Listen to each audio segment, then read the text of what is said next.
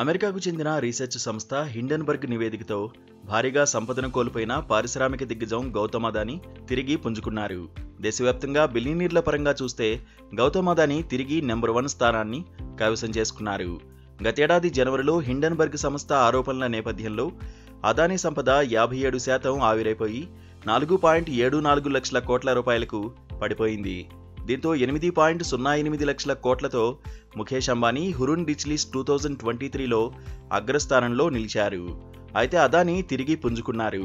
11.60 లక్షల కోట్ల రూపాయల నికర సంపదతో ఈ ఏడాది భారత్లో అత్యంత సంపన్నుడిగా నిలిచారు. గతేడాదితో పోలిస్తే ఆయన సంపద ఏకంగా 95% పెరిగింది. అదానీ తర్వాత రిలయన్స్ ఇండస్ట్రీస్ అధిపతి ముఖేష్ అంబానీ 10.14 లక్షల కోట్ల రూపాయలతో రెండో స్థానంలో ఉన్నారు. అంబానీ సంపద గతేడాదితో పోలిస్తే 25% పెరిగింది. అదానీ అంబానీల తర్వాత మూడో స్థానంలో 3.14 లక్షల కోట్ల రూపాయల నికర సంపదతో హెచ్సిఎల్ కంపెనీ యజమాని శివ్ నాడార్ నిలిచారు. 2.89 లక్షల కోట్లతో సీరం ఇన్స్టిట్యూట్ ఆఫ్ ఇండియా యజమాని సైరస్ పూనావాలా నాలుగో స్థానాన్ని, 2.5 లక్షల కోట్లతో సన్ ఫార్మాస్యూటికల్స్ దిలీప్ సాంఘ్వి ఐదో స్థానాన్ని కైవసం చేసుకున్నారు. మహిళల పరంగా చూస్తే 47,500 కోట్ల రూపాయల నికర సంపదతో జోహూ కంపెనీ యజమానురాలు రాధా వెంబు తొలి స్థానంలో ఉన్నారు.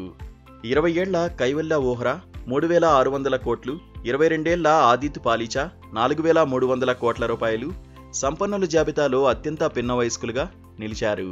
వీరిద్దరూ క్విక్ కామర్స్ సంస్థ జెప్టో వ్యవస్థాపకులు.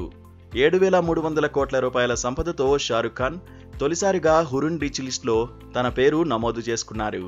సినీ రంగానికి చెందిన ప్రముఖుల జాబితాలో తొలి స్థానంలో షారుఖ్ ఉండగా రెండో స్థానంలో 4,600 కోట్లతో ఆయన వ్యాపార భాగస్వామి జూహీ చావ్లా ఉన్నారు. తర్వాత స్థానాల్లో హృతిక్ రోషన్, అమితాబ్ బచ్చన్, కరణ్ జోహార్ నిలిచారు. ఈసారి 16 మంది కార్పొరేట్ ఉన్నత ఉద్యోగులు కూడా హురున్ లిస్ట్లో చేరారు. వీరిలో అరిస్టా నెట్వర్క్స్ సీఈఓ జయశ్రీ ఉల్లాల్ 32,100 కోట్ల రూపాయలు, డీమార్ట్ సీఈఓ ఇగ్నేషియస్ నావిల్ నోరాన్హా 6,900 కోట్ల రూపాయలు తదితరులు ఉన్నారు. భారత్లో ప్రతి 5 రోజులకు కొత్తగా ఒక బిలియనీర్ ఆవిర్భవిస్తున్నట్లు హురున్ రిచ్ లిస్ట్ వెల్లడించింది.